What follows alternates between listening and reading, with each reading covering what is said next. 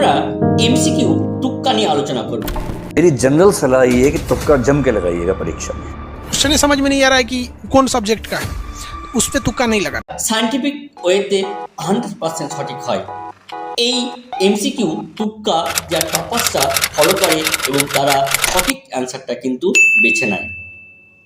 আজকে আমরা শুধু চোখ বন্ধ করে এবিসিডি তারপর তো তুক্কা লাগা গিয়া রাউন্ড में तो पूरा যে কোনো একটি অপশানে টিক মারলেই তোমার ওই কোশ্চেনটা সঠিক হবে, এটা নাও হতে পারে।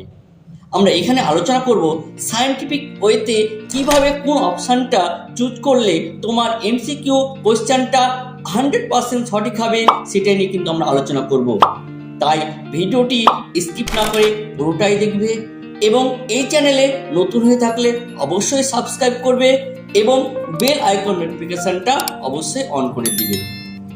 প্রথমে অপশানকে অ্যানালাইজ করে ব্রেনকে কাজে লাগিয়ে তুমি যে কোনো এমসিকিউ কোশ্চেন সঠিক করে এক্সাম ক্র্যাক করতে পারো।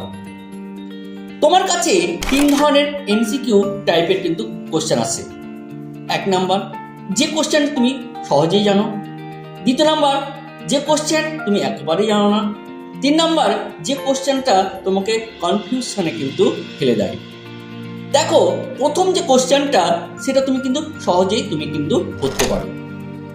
এবার প্রশ্ন হলো 2 নাম্বার এবং 3 নাম্বার যে কোশ্চেনগুলো এমসিকিউ টাইপের যে কোশ্চেনগুলো আসে সেটা তুমি কীভাবে করবে, সেটা সায়েন্টিফিক ওয়েতে আমরা কিভাবে সেটাকে একদম 100% সঠিক করব এবং সঠিক অপশানটা আমরা চুজ করব, সেটাই আমরা আজকে অ্যানালাইজ করব। তো প্রথম নিয়মটা হচ্ছে এলিমিনেশন মেথড।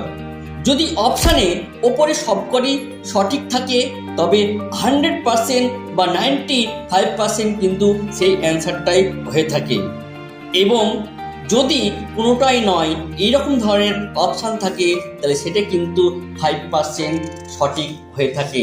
তার মানে সেই কোশ্চেনটা সঠিক হওয়ার চান্স খুবই কম।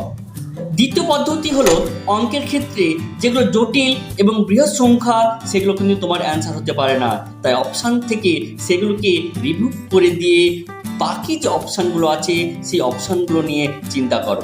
যেগুলো সিমিলার অ্যান্সার, যেমন -1, 5, 9, 1।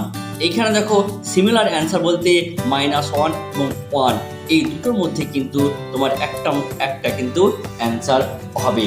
তাহলে তুমি এইভাবে কিন্তু একটা অপশান তুলে নিতে পারো।